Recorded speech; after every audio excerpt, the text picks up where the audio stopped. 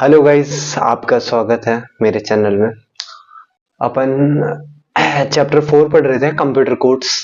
उसका ये पार्ट 3 है, जिसमें अपनों ने बीसीडी कोड और EBCDIC code, zoned and decimal packed formats, ये सब अपन कर चुके थे। तो इस पार्ट में अपन बाकी जितना बचा है वो सब सम अप कर लेंगे, वो सब कवर कर लेंगे। तो चलिए देखते हैं। तो गाइज अपने को चालू करना है एस्काई से। ठीक है, इससे पहले तक के अपन सारे कर चुके हैं, एस्काई से चालू करना है। ठीक है, तो देखते हैं। तो एस्काई की देखो फुल फॉर्म क्या होती है, मैं आपको बता रहा हूँ। इसमें क्या क्या याद करना है, क्या क्या इंपॉर्टेंट है वो याद करना है। ये दे बहुत बड़ा रखा है, पर इसमें जो इंपॉर्टेंट है, जो याद करना है, वो मैं आपको बता दूंगा। ठीक है, तो एस्काई एस्काई की फुल फॉर्म क्या होती है? American standard code for information interchange. ASCII ASCII बन रहा है। ठीक है, तो एस्काई की फुल फॉर्म होती है। अब एस्काई क्या होता है, ठीक है, इसके बारे में अपन देखते हैं। तो गाइस देखो एस्काई के बारे में। तो देखो, जैसे मैं आपको बताया था पिछली वीडियोस, अगर आप देख के आए हो तो उसके अंदर मैंने बोला था कि कंप्यूटर कंप्यूटर के अंदर अपन एक बाइनरी का एक सिंबल भेजते हैं, एक चंक भेजते हैं बाइनरी का, जैसे 1011। तो उसका मतलब अपन कंप्यूटर को बता देते हैं कि जैसे ये आए तो इसको ये प्रिंट कर देना, ये प्रिंट कर देना। ठीक है, जैसे 1011 आए तो देखो 1011 कंप्यूटर के पास जाए तो इसका मतलब ये समझ गया ए है, कुछ और जाए तो उसका मतलब समझ गया बी है, कुछ और जाए तो उसका मतलब ये समझ गया ऐसा सिंबल मुझे प्रिंट करना है। ठीक है, तो इसके अंदर बाइनरी की कुछ डिजिट्स होती है कि अगर ऐसे जाए तो इसका मतलब ये समझना है। तो वैसे ही एस का भी क्या है, एक फॉर्मेट है दिया हुआ है कि सब कंप्यूटर्स एक ही भाषा समझे। मतलब सब कंप्यूटर से 1011 का मतलब ए समझे, ऐसे नहीं कि 011 का मतलब एक कंप्यूटर ए समझ रहा है, एक कंप्यूटर 1011 का मतलब ए समझ रहा है, तो उन दोनों के बीच में डेटा ट्रांसफर नहीं हो सकता फिर। ठीक है, तो एस का भी ऐसा ही एक फॉर्मेट निकाला गया है ना। जैसे अपने यहाँ देखते हैं अपन कितने अलग अलग टाइप्स के फोन आते हैं, पर सभी थोड़ी चल जाते हैं। सब में वही फीचर्स आते हैं, कैमरा होता है, सब में लगभग लगभग मेन फीचर्स वही होते हैं, कॉल कर सकते हैं अपन। पर फिर भी उनमें से भी कई फोन ऐसे हैं जो कि आज फेमस हैं और चल रहे हैं, और हो सकता है कल को वो ना चले, कल को कोई दूसरे फोन आ जाए। वैसे ही उस वक्त भी बहुत सारे फॉर्मेट्स बन रहे थे। किसी ने बोला हमारा हमारा स्टैंडर्ड पूरी दुनिया यूज करेगी, किसी ने बोला हमारा स्टैंडर्ड यूज करेगी। वैसे ही एक उस वक्त निकल के आया, उभर के आया एसकाई नाम का, American standard code for information interchange. ठीक है, इंफॉर्मेशन इंटरचेंज, एक कंप्यूटर के बीच में इंटरचेंज, एक दूसरे में भेजने के लिए हमारा स्टैंडर्ड यूज करोगे आप। स्टैंडर्ड का मतलब समझ रहे हो? स्टैंडर्ड का मतलब कि ये फिक्स है, इसको आप चेंज नहीं कर सकते, इसको सबके सभी इसी को मानेंगे। ठीक है, उसे बोलते हैं स्टैंडर्ड। और इंफॉर्मेशन इंटरचेंज, तो ऐसे ही एसकाई उभर के आया। तो एसकाई के अंदर मैंने आपको बताया था कि आप एक किसी फॉर्मेट के अंदर कितने मतलब कितने सिंबल्स वो समझ सकता है, बना सकता है। मतलब कि अगर कोई फॉर्मेट आया, वो 4 बिट का आया, ऐसे बोले 4 बिट का फॉर्मेट है, तो उसका मतलब 4 बिट आप उसके अंदर डाल सकते हो, 1 2 3 4, है ना। जैसे 1011, तो ऐसे टोटल कितने पेयर्स बनेंगे? तो मैंने बताया था 2 की पावर 4 रख दोगे तो उतने पेयर्स बनेंगे। 2 की पावर 4 कितना होता है? 16। ठीक है, मतलब 16 अलग अलग सिंबल्स वो बना सकता है। मतलब इसका मतलब कुछ समझ गया, फिर हमें आपने कोई अलग से सिंबल बनाया 1000, इसका मतलब वो कोई दूसरा सिंबल समझ गया ऐसे। ठीक है, तो 16 सिंबल्स बना सकते हो 4 बिट का मतलब। वैसे ही एसकाई के अंदर क्या होता है, एसकाई के अंदर दो बिट्स यूज करता है, एक तो 7 बिट यूज करता है और एक 8 बिट यूज करता है। 2 बिट का दो तरीके का आता है, 7 bit 7 bit ASCII, 8 bit ASCII. ठीक है, तो इसके अंदर अपने को देखना है कितने ओवरऑल पेयर्स बन सकते हैं। तो 2 की पावर 7, है ना। इसमें देखना है तो 2 की पावर 8, 2 की पावर 7 होता है ये होता है 128, और ये होता है 256। ठीक है, 2 की पावर 7 आया पहले, फिर 2 की पावर 8 आया। इसको अपन बुक में समझते हैं, जो टेबल बनी हुई है बुक में, उससे थोड़ा अच्छे से समझ। तो बुक में आ गए हैं, बुक में आ गए हैं। अब देखो, इसमें एक चीज आपको और याद करनी है कि देखो, इसकी फुल फॉर्म आपने याद कर ली, ठीक है। फिर इसके बाद में आपको ये याद करना है, ये सबसे पहली बार जब आया था ना 1963 के अंदर आया था। आप इसकी डेट याद रखना, 1963 के अंदर आया था पहली बार, ठीक है। फिर उसको क्या किया, थोड़ा अपडेट किया गया, अपडेट करके 1967 में फिर से लॉन्च किया गया, फिर 1968 के अंदर फिर से लॉन्च किया गया, फिर 1977 में फिर से लॉन्च किया गया, और फिर फाइनली जो आखिरी जो अभी तक चलता हुआ आ रहा है वो 1986 में लाया गया, जो इसकी आज की फॉर्म चल रही है, प्रेजेंट फॉर्म। तो इसमें आपको क्या याद रखना है, एक तो ये पहली बार डेट याद रख लो, सबसे पहली बार कब निकला था 1963 में, और जो आज चल रहा है करंटली, ऐसे पूछ लिया प्रेजेंट एसकाई की डेट क्या है, ऑप्शन दे दिए चार, एक 1986, ये दोनों याद कर लो, 1963 और 1986, ठीक है। फिर इसके बाद में मैं जैसे आपको बताया, एसकाई दो टाइप यूज करता है, एसकाई 7 और एसकाई 8। एसकाई 7 में क्या है, 7 बिट यूज करता है। 7 बिट का मतलब समझ रहे हो, 7 अलग अलग अलग अलग नीचे डैश बना दो, फिर उसके अंदर कितने पेयर्स बन सकते हैं उसे बोलते हैं 7 बिट, और ये 8 बिट यूज करता है, ठीक है। अब देखो, एसकाई 7 पहले आया, फिर वहां में आया एसकाई 8, ठीक है। एसकाई 7 के अंदर क्या है, इसकी टेबल दी हुई है, मैं दिखाता हूं।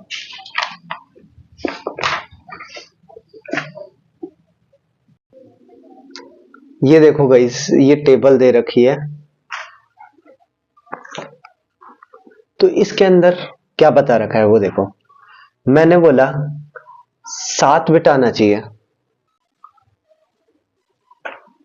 तो ये देखो, ये दे रखा है 0 3 ए 0, ये मत देखो एक बार, ये पीछे ब्लैक में दे रखा है, इसके आगे देखो, वो पास कर देता हूं,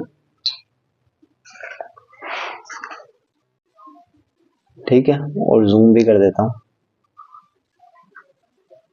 ये देखो, इस ब्लैक वाले को छोड़ दो, इसके बाद में 1 2 3 4 5 6 7, ठीक है। तो इन 7 से कितने अलग अलग पेयर्स बन सकते हैं, ये 0 0 0 0 0 ऐसे छपे, जब ऐसे कंप्यूटर के पास जाए तो कंप्यूटर समझेगा मुझे 0 प्रिंट करना है, ठीक है। जब जब 0 0 0 0 आखिरी में 1 कंप्यूटर के पास जाएगी बिट्स, तो वो समझेगा मुझे ऐसे ही एक सिंबल प्रिंट करना है, सिंबल मतलब ये 1 प्रिंट करना है, ठीक है। जब उसके पास ये जाएगा तो वो समझेगा 2 प्रिंट करना है। तो इस पीछे वाले को छोड़ दो, और बाकी ये जितनी है 7 कोड की चल रही है, मतलब 7 एसकाई 7 की, ठीक है। इसका 0 प्रिंट करना है, 1 प्रिंट करना है, ऐसे करते करते आगे तक अपन चलते जाएंगे चलते जाएंगे चलते जाएंगे, और अलग अलग अलग अलग सिंबल आते जाएंगे, ठीक है।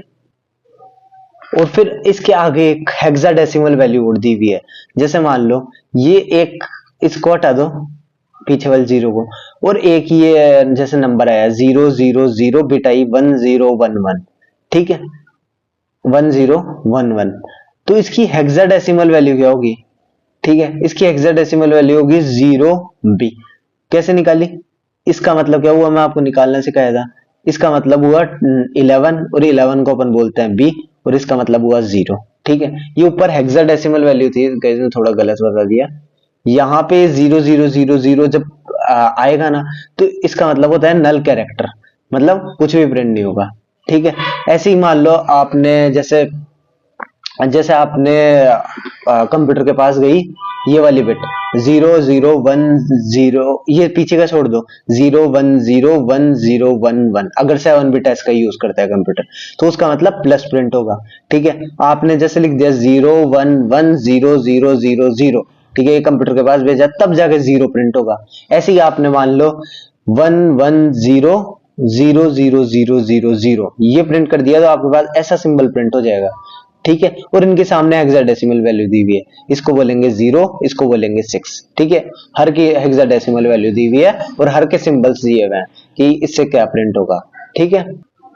ऐसे आपके पास कुल 128 कैरेक्टर्स दे रखे हैं, कितने दे रखे हैं, 128 कैरेक्टर्स, किसमें, एसकाई 7 के अंदर, एसकाई 7 में 128 कैरेक्टर्स दे रखे हैं, ठीक है। और एसकाई के अंदर ही देखो 128 कैरेक्टर्स में है, ये जो शुरू की यहां से ये नल लिखा हुआ है, यहां से लेके यहां तक, अगर मैं वैल्यूम बताऊं तो 20 शुरू के जो 20 कैरेक्टर्स है ना, वो नॉन प्रिंटेबल है, मतलब उनके अंदर कुछ प्रिंट नहीं होगा, उनके अंदर या तो स्पेस हो गई, जैसे आप दबाते हैं ना बीच में स्पेस बार, या तो स्पेस हो गई, या फिर नल मतलब कुछ भी प्रिंट नहीं हुआ, ऐसी चीजें प्रिंट होगी। जैसे आपने दबा दिया डिलीट बटन, तो डिलीट बटन से कुछ प्रिंट नहीं होगा पर कुछ एक्शन परफॉर्म हो जाएगा, तो इनसे कुछ एक्शन परफॉर्म हो जाएगा पर कुछ आपको दिखेगा नहीं सिंबल, ठीक है। ऐसी एक कैरेक्टर आएगा यहाँ पे DEL, ये भी नॉन प्रिंटेबल है, ठीक है। शुरू के 20 और एक ही है, मतलब 21 ऐसे कैरेक्टर्स हैं जो कि नॉन प्रिंटेबल है SKI7 के अंदर।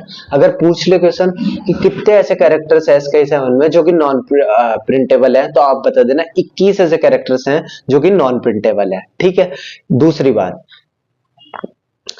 SKI7 के अंदर 128 कैरेक्टर्स आ रहे थे, मैं आपको बताया था कितने आ रहे थे, 128 कैरेक्टर्स। ये देखो SKI7 के अंदर, जो SKI7 है ना, उसके अंदर 128 कैरेक्टर्स आएंगे SKI7 के अंदर। ठीक है, वहीं जो SKI8 है उसके अंदर 256 कैरेक्टर्स आएंगे। चूंकि ये 7 वाला पहले आ गया था, फिर वहां में आया 8 वाला SKI8, तो इसके अंदर 256 कैरेक्टर्स आ रहे थे। कुछ कैरेक्टर ऐसे थे जो कि इसमें पूरे भरने के बाद भी ऐसे लग रहे हैं यार अभी भी कम पड़ रहे हैं कुछ कुछ कैरेक्टर।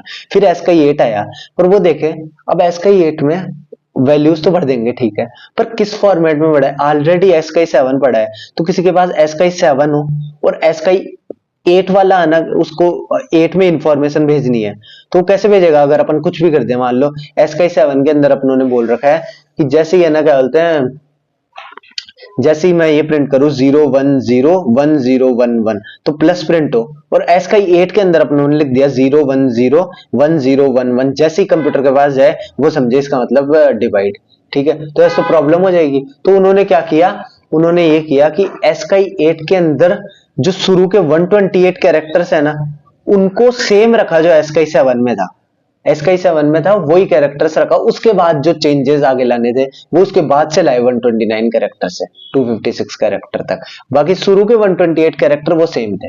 पर इसके अंदर एक और दिक्कत आ रही थी कि है ना, क्या था, इसमें 8 बिट ऐसे चाहिए थी, 1 2 3 4 5 6 7 8, कुल 8 स्पेसेस थी। तो शुरू के जो 7 कैरेक्टर बनेंगे उनकी बिट वो रहेगी कि बिट वही रहेगी, मतलब स्टार्टिंग का 0 रहेगा, बाकी यहां से 7 कैरेक्टर्स चेंज हो जाएंगे। ठीक है, जैसे मान लो मैं आखिरी में लेके गया आपको, यहाँ पे डिलीट आखिरी कैरेक्टर है। ठीक है, इसका आप अगर 0 हटा दोगे तो 1 1 1 1 1 1 1 7 बार 1 आ गया, उसका मतलब हो गया कि डिलीट।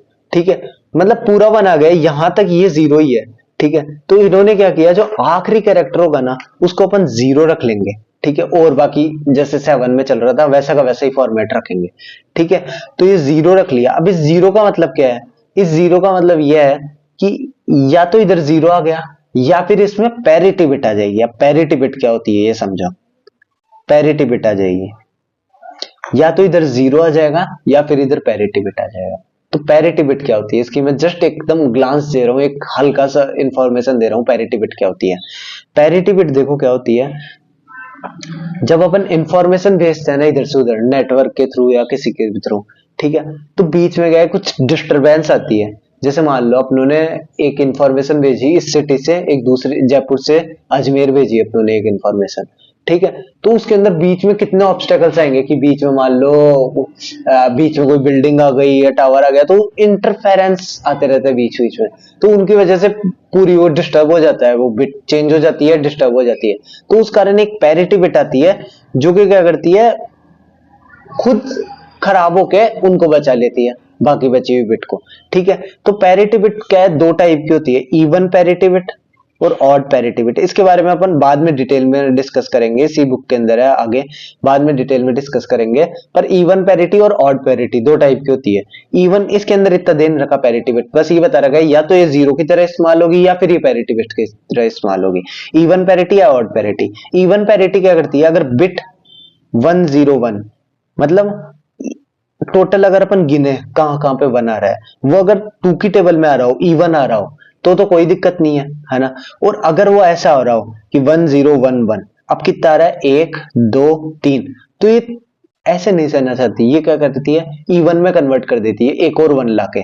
तो ये क्या कर देगी, एक 1 इधर और ला देगी, तो इवन में हो जा तो सही है, वरना फिर मैं करूंगी इवन में। ये ऐसे करती है, खाली ब्लैंक रखती है कि बोलती है बाकी सारे को बोलती है तुम खुद या तो इवन में आ जाओ तो मैं कुछ छेड़खानी नहीं करूंगा, या फिर तुम नहीं आए तो फिर मैं 1 लाके इवन में कर दूंगी, पर इवन में ही रहेगी ये वैल्यू। ठीक है, तो ये इवन में रखती है वैल्यू, जैसे 1 2 3 4, अब 4 हो गई। मान लो आप ये नहीं लाते और एक और 1 ले आते, तो ये ऑलरेडी 1 4 है, 1 2 3 4, तो ये कुछ भी छेड़खानी नहीं करेगी, इधर 0 रख देगी। ठीक है, पर अगर आपने एक 1 और लिया है, 1 2 3 4 5 ऑड में लिया है, तो उसको ऑड से दुश्मनी है, ये बोलेगी मैं तो इधर 1 ही लाऊंगी।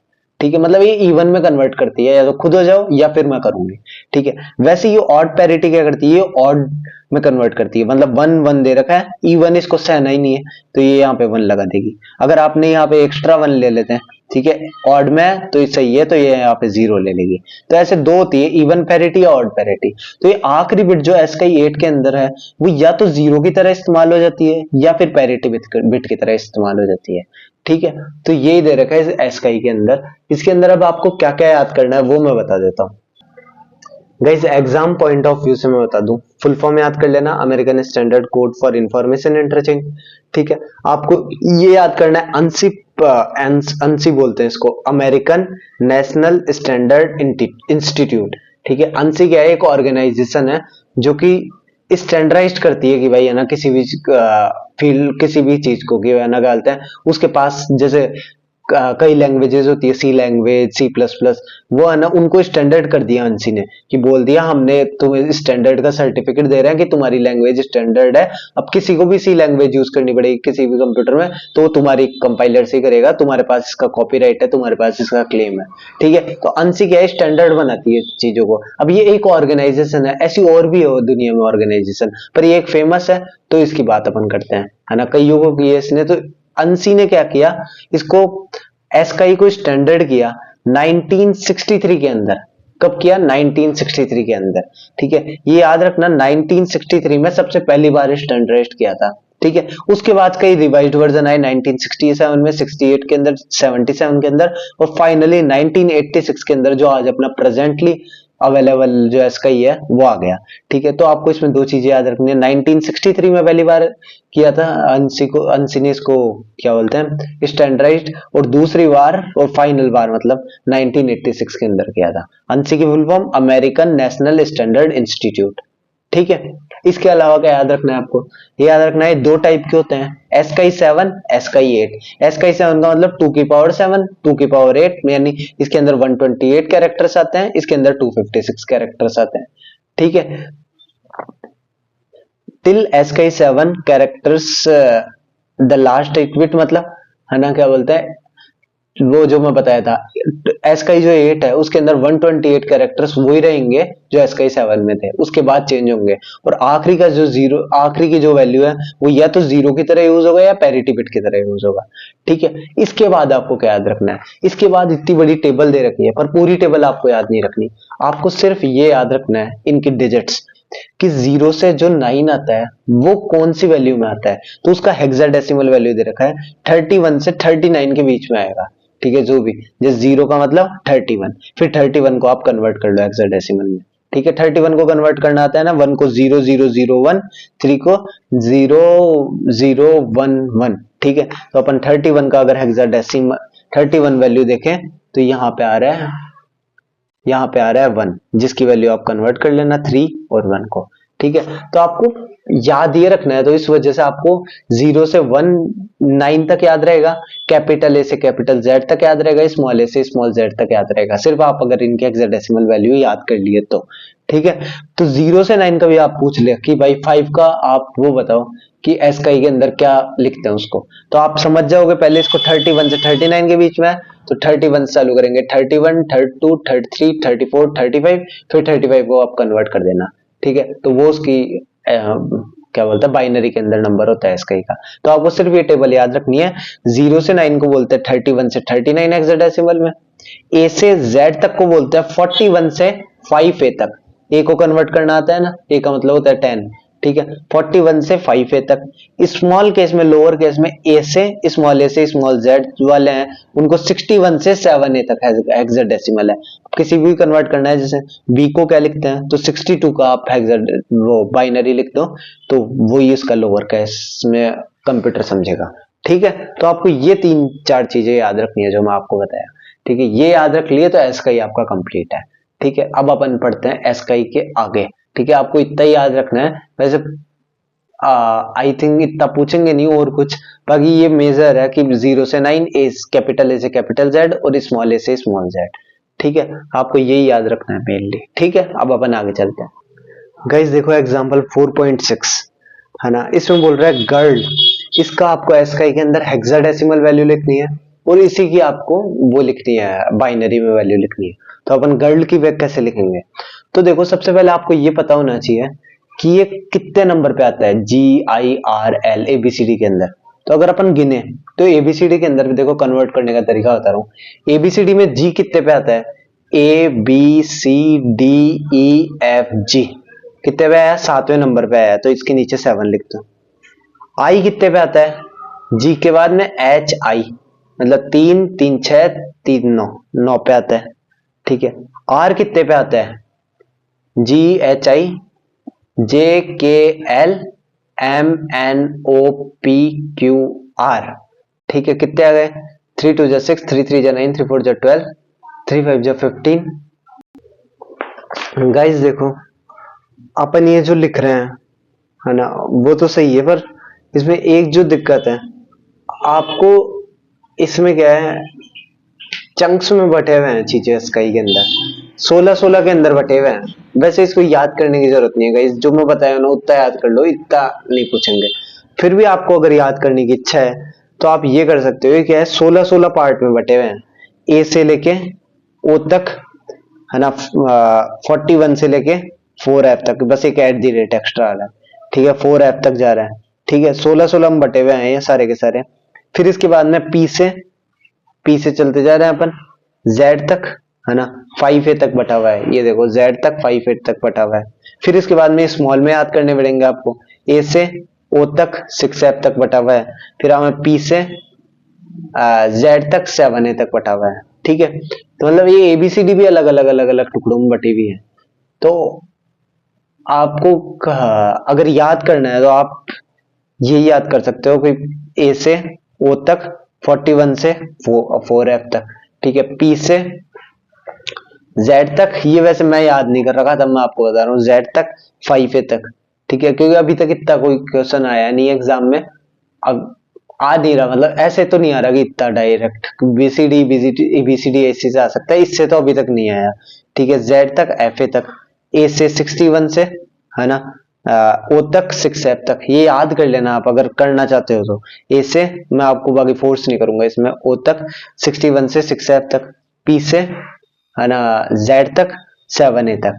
तो अपन इसमें अपन देख के ही कर लेते हैं अभी, टेबल सहित देख के आप भी कर सकते हो, है ना। और अगर आएगा भी तो वो रेफरेंस दे रखा होगा कि भाई यहाँ से यहाँ तक वैल्यूज है, आप देख के कर लीजिए, है ना। डायरेक्ट तो अभी तक नहीं पूछा, आगे देखेंगे, आगे अभी तक तो नहीं पूछ रहा, आपको याद करना है तो आप कर लीजिए। तो GIRL अगर अपन देखें इसके अंदर, तो G अपने को यहाँ पे दिखेगा, इसकी हेक्साडेसिमल वैल्यू है 47, तो अपन इसमें लिख लेंगे 47, ठीक है। I की देखेंगे तो I की है 49, तो इधर लिख लिया 49। R की देखेंगे तो PQR की है 52, ये देखो R की है 52, तो अपन लिख लेंगे यहाँ पे 52। L की देखेंगे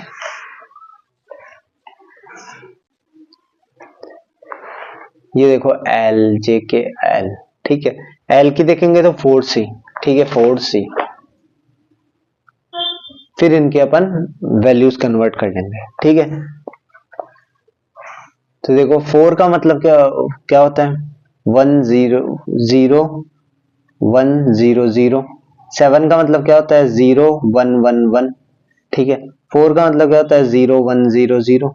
9 का मतलब क्या होता है, 9 का मतलब होता है 1 0 0 1। 5 का मतलब क्या होता है, 0 1 0 1।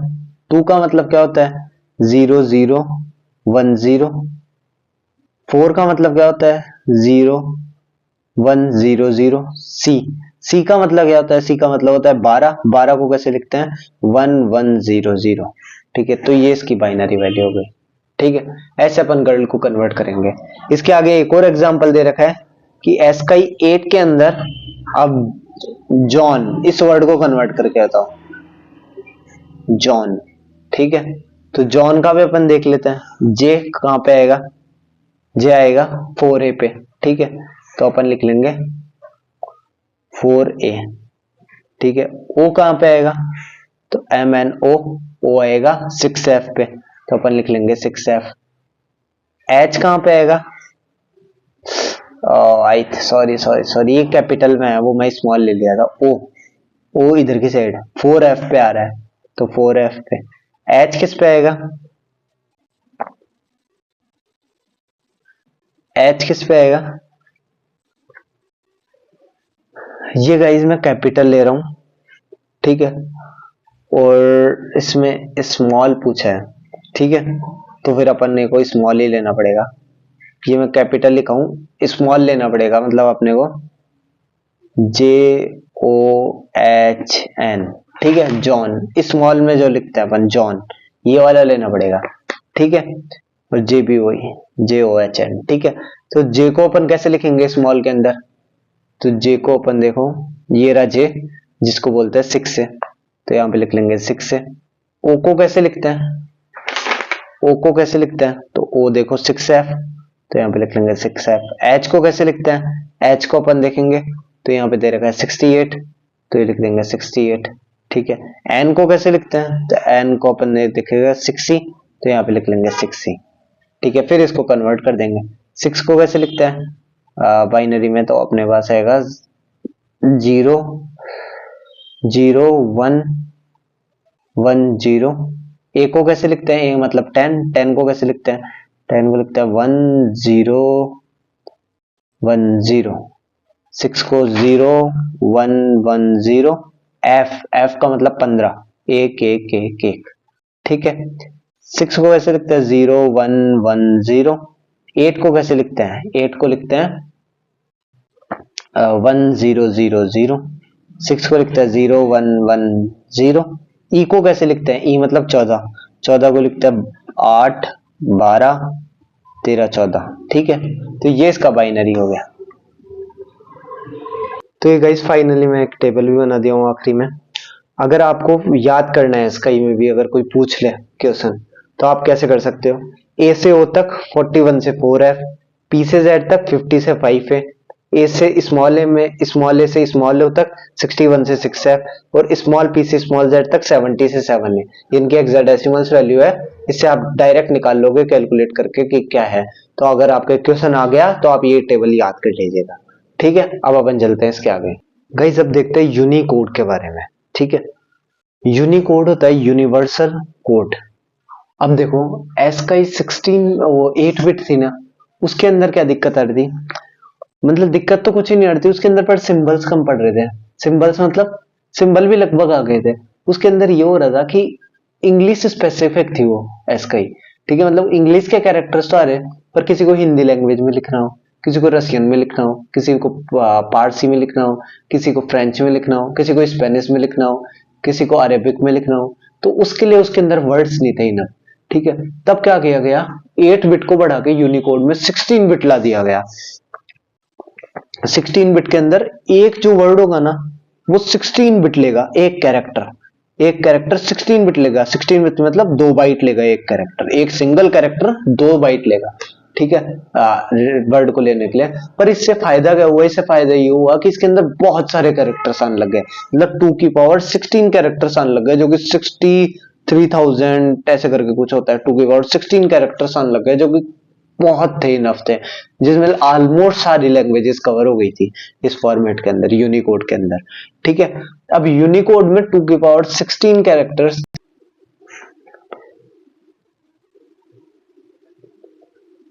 गाइस इतने कैरेक्टर्स होते हैं 2 की पावर 16 में 65,536, मतलब 65,000 कैरेक्टर्स में वो अपन सिंबल्स डाल सकते थे। तो इसके अंदर ऑलमोस्ट सारी दुनिया की मेजर मेजर लैंग्वेजेस है वो सब कवर हो गई थी, ठीक है। इसके अलावा जो एक्स्ट्रा सिंबल्स रह गए थे वो भी कवर हो गए थे। इसके अलावा जैसे पंक्चुएशन मार्क्स इंग्लिश में अपन लगाते हैं वो सब कवर हो गए थे। मैथमेटिकल और सिंबल आते हैं, कई ट्रिग्नोमेट्रिक सिंबल्स होते हैं, कई अलग अलग सिंबल्स होते हैं, वो सब कवर हो गए थे इसके अंदर 65,000 में, ठीक है। डायाक्रिटिक्स, डायाक्रिटिक्स क्या होता है? इन्हें मॉडिफाइंग सिंबल्स बोलते हैं। क्या बोलते हैं? Modifying symbols.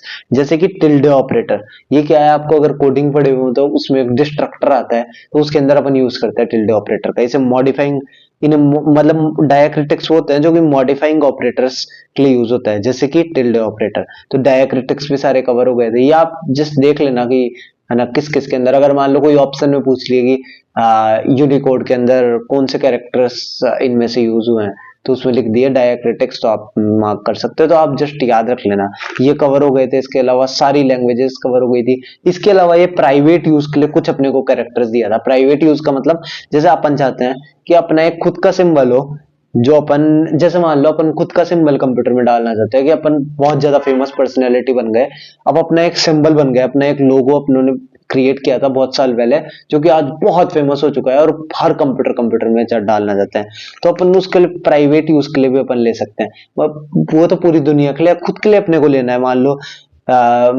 जैसे मान लो मैंने कैसा भी, मान लो ऐसा सिंबल ले लिया कोई, ठीक है, ऐसा सिंबल ले लिया, ये मैं चाहता हूँ कि भाई ये सिंबल मेरा बहुत प्यारा है, ये मेरे धर्म से रिलेटेड है, मान लो कोई, तो मैं प्राइवेट यूज के लिए लेना चाहता हूँ, तो मैं खुद भी डाल सकता हूँ इसके अंदर सिंबल्स, ठीक है, खुद रिजर्व्ड स्पेस दिया है अपने को जिसमें अपन सिंबल्स डाल सकते हैं।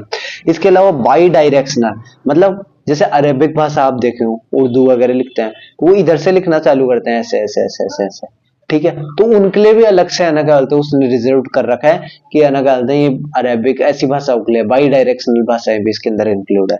तो मतलब ऑलमोस्ट इसमें सब कवर हो गए थे। इसके अंदर जो एक कैरेक्टर होता है, जो मैंने बताया, वो 2 बाइट लेता है। कितनी लेता है? 2 बाइट लेता है, ठीक है, एक कैरेक्टर 2 बाइट लेता है। अब 2 बाइट लेता है, ये तो एक जो फेमस है वो मैं बता रहा हूँ। अब ये बेसिकली 3 टाइप के होते हैं यूनिकोड। यूनिकोड 16 बिट का ही नहीं होता, यूनिकोड बेसिकली 3 टाइप के होते हैं। जो 16 बिट वाला है वो सबसे फेमस है, इसलिए मैं आपको पहले उसके बारे में हल्की सी इंफॉर्मेशन दे दिया। अब अपन वो पढ़ते हैं तीनों को। अब देखो गाइस, ये 3 फॉर्म यूज करता है, यूनिकोड एनकोडिंग फॉर्म्स, ठीक है, 3 फॉर्म्स यूज करता है। फॉर्म मतलब कि सिंबल्स को रिप्रेजेंट करने के लिए 3 अलग अलग फॉर्म यूज करते हैं। यूटीएफ, इस फॉर्म को यूज करने के लिए एक कीवर्ड दिया हुआ है, यूनिकोड ट्रांसफॉर्मेशन फॉर्मेट। ये क्या है वर्ड, इसका मतलब मैं आपको समझाऊंगा, इसका एक्रोनिम का जो मीनिंग है वो मैं आपको बताऊंगा आगे। तो ये बेसिकली UTF-8, UTF-16 और UTF-32 होता है, ठीक है, 3 टाइप के होते हैं, UTF-8, UTF-16, UTF-32। तो UTF-8 होता है ना, ये 8 बिट का होता है, मतलब 256 कैरेक्टर्स होल्ड कर सकता है। जैसे एसकाई 8 है ना, वैसे UTF-8 है, बस इसके अंदर फर्क ये है, एसकाई के अंदर जैसे 1011, मान लो एग्जांपल दे रहा हूँ, 1011 का मतलब अगर प्लस प्रिंट करता है, वैसे ये 1011 के अंदर ए प्रिंट कर देगा। एग्जांपल है, जस्ट रियल नहीं है, ठीक है। तो वैसे ही है ना, UTF 8 बिट का है, इसे बाइट ओरिएंटेड फॉर्मेट भी कहते हैं। क्या कहते हैं? Byte oriented format. Byte oriented मतलब 8 के अंदर 8 बिट का मतलब होता है 1 बाइट, ठीक है, इसलिए इसे बोल दिया बाइट ओरिएंटेड फॉर्मेट है, ठीक है। और इसके अंदर HTML आपने सुना होगा, हाइपर टेक्स्ट मार्कअप लैंग्वेज, और इसके जैसे जैसे जो प्रोटोकॉल्स हैं, जो HTML के सिमिलर्स हैं, वो सब UTF-8 यूज करते हैं, ठीक है। ये बात याद रखना है, जो याद रखने की है वो बता रहा हूँ। इसे है ना बाइट ओरिएंटेड फॉर्मेट बोलते हैं। 8 बिट यूज करती है, HTML और सिमिलर प्रोटोकॉल्स यूज करते हैं। वेरिएबल लेंथ के होते हैं, मतलब इसके अंदर डिजिट्स होती है, जैसे 1 हुई वो 000000001 की तरह रिप्रेजेंट करी जाएगी, है ना। 2 हुआ वो किसी और तरीके से रिप्रेजेंट करा जाएगा। तो ऐसे वेरिएबल लेंथ के इसके अंदर बाइट्स होते हैं, जो कि अलग अलग उसको सिंबल्स को रिप्रेजेंट करते हैं, ठीक है। तो उसे कहते हैं UTF-8। UTF-16 ये 16 बिट यूज कर सकता है। अब 16 बिट के अंदर क्या होता है, 16 बार अपन ऐसे 16 बिट की बनाएंगे, ठीक है। तो 16 बिट के अंदर 16 स्पेसेस के अंदर आप कम से कम एक वर्ड आराम से लिख सकते हो। मतलब जैसे मेरा नाम है तन्मय, तो मैं TANMAY 6 वर्ड के अंदर आराम से लिख दूंगा। किसी का नाम है साक्षी, त्रिशिका, ठीक है, तो अपन लिख सकते हैं वर्ड की, है ना, कहते हैं 16 के अंदर 16 अगर आपको स्पेसेस दे दे, तो 16 के अंदर आप एक वर्ड इजीली लिख दो। तो इसका जस्ट नाम दे दिया गया वर्ड ओरिएंटेड, कि इतनी बड़ी है, एक कैरेक्टर इतना 16 बिट लेगा कि इसके अंदर तो एक वर्ड ही आ जाए, तो इसलिए कह दिया इसका नाम वर्ड ओरिएंटेड। और ये 16 बिट यूज ले लेता है, नाम है 16 UTF-16, तो 16 बिट यूज में लेता है, मतलब 65,536 वर्ड यूज करता है, ठीक है। ऐसे UTF-32 का मतलब इसमें तो 2 वर्ड आ जाए, एक वर्ड ही छोड़ो, एवरेजली 2 वर्ड इजीली समझ आए 32 स्पेस के अंदर। मतलब UTF-32 का कोई एक कैरेक्टर होगा ना, वो 32 बिट्स यूज लेगा, मतलब 8 4 जा 32, मतलब 4 बाइट यूज लेगा एक अकेला कैरेक्टर। तो UTF-32 भी प्रेजेंट है इसके अंदर, तो 2 की पावर 32 कैरेक्टर्स इजीली समझ आए, ठीक है। तो इसे डबल वर्ड ओरिएंटेड कहते हैं, सबसे बड़ा यही है 32 बिट। अब इसके अंदर जो स्पेशलिटी है वो ये है कि जो 32 बिट वाला है ना, उसके जो शुरू के 16 बिट है, मतलब स्टार्टिंग के जो 16 बिट है ना, 2 की पावर 16 बिट, 16 बिट भी नहीं कहूंगा, 2 की पावर 16 बिट है ना, वो सारे के सारे जो 16 बिट में यूज हुए हैं वो ही कैरेक्टर्स हैं।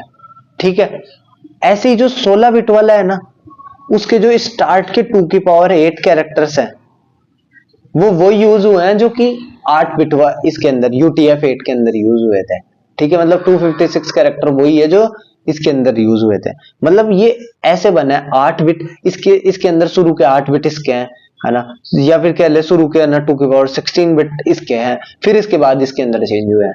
ठीक है, मतलब ये दोनों एक दूसरे से रिलेटेड है। इसका मतलब अपन UTF-8 की इंफॉर्मेशन UTF-16 में भेज सकते हैं, UTF-16 की 32 में भेज सकते हैं, 32 की अपन 8 में भेज सकते हैं, किसी की भी इंफॉर्मेशन किसी में भेज सकते हैं। इसीलिए इसका नाम पड़ा है यूनिकोड ट्रांसफॉर्मेशन फॉर्मेट। मतलब अपन किसी भी फॉर्मेट से किसी भी फॉर्मेट के अंदर इजीली ट्रांसफॉर्म कर सकते हैं, चेंज कर सकते हैं, कोड इंटरचेंज कर सकते हैं, इसलिए इसका नाम UTF यूनिकोड एनकोडिंग फॉर्म पड़ा। ठीक है, ये यूनिकोड का ही पार्ट है, जैसे नाम से समझ में आ रहा है। ठीक है, तो आपको बस यही याद करना है यूनिकोड के अंदर, और कुछ भी नहीं करना।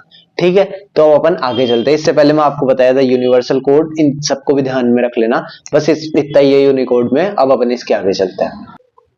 गाइस देखो, अब देखते हैं अगला और लास्ट टॉपिक, कॉलेटिंग सीक्वेंस।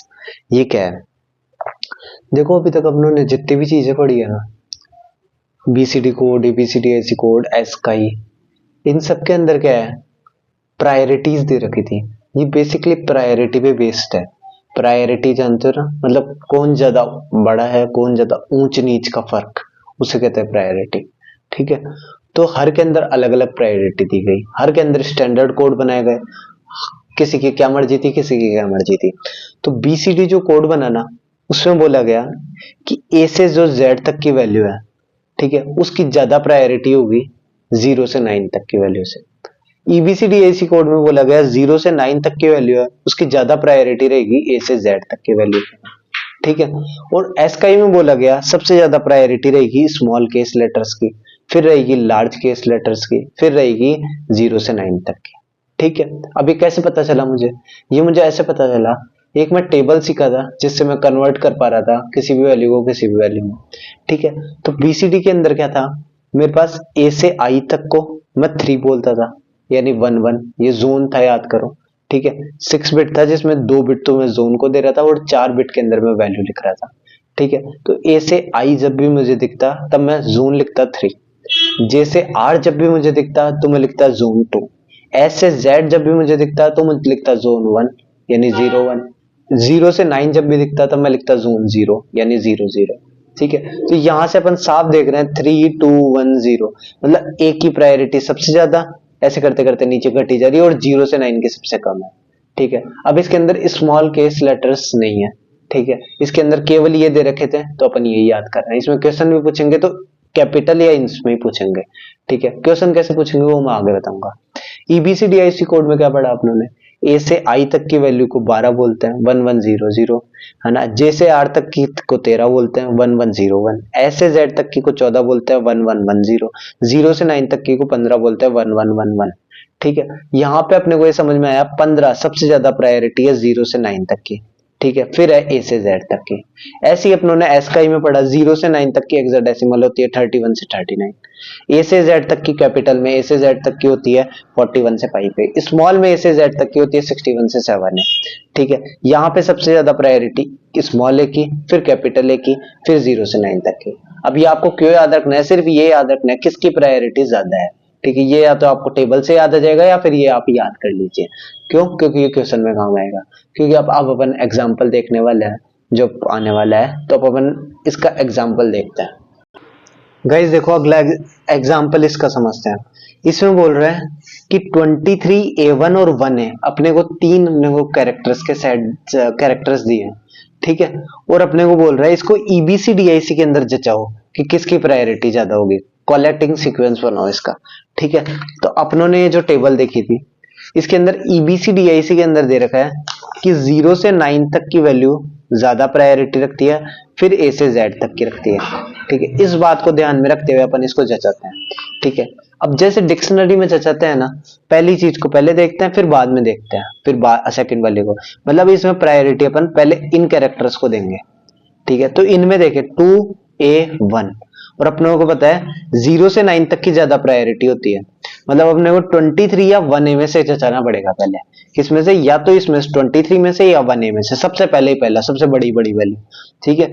तो अब अपन देखें 2 और 1, अब 0 से लेके 9 में पहले प्रायोरिटी किसकी होती है, तो अपनों ने ये टेबल में देखा था, 0 से अगर अपन 9 में जचाएंगे, 0 से 9 में जचाएंगे तो अपनों ने लिख लिया 1 1 1 1 जोन। फिर इसके बाद सबसे पहली वैल्यू क्या लिखेंगे 0, जो कि लिखेंगे 1 1 1 1 1 के बाद में चार वैल्यू 0 0 0 0, मतलब 0 की इतनी प्रायोरिटी नहीं हुई, जो आखिरी में 9 की प्रायोरिटी हुई ना वो सबसे ज्यादा होगी। वो सबसे ज्यादा क्यों होगी, 9 को अपन लिखेंगे पहले तो जोन लिखेंगे 1 1 1 1, फिर इसके बाद 4 बिट अपन 9 को रिप्रेजेंट करेंगे। 9 को कैसे रिप्रेजेंट करते हैं, 9 को करेंगे 1 0 0 1, तो ये वैल्यू ज्यादा है कंपेयर 0 को अपन लिखेंगे 1 1 1 1 जोन। अब 0 को कैसे लिखते हैं 0 0 0 0, तो ये बड़ी वैल्यू नहीं है, ये ज्यादा बड़ी वैल्यू है, इसलिए 9 सबसे बड़ा होता है। तो 0 में भी 1 ज्यादा बड़ा, फिर 2 ज्यादा बड़ा, 3 ज्यादा बड़ा, ऐसे 9 सबसे ज्यादा बड़ा। तो 1 और 2 दे रखे हैं, तो सबसे बड़ा होता है 2, तो 2 आएगा सबसे पहले 23 ये वाली वैल्यू, ये सबसे बड़ी।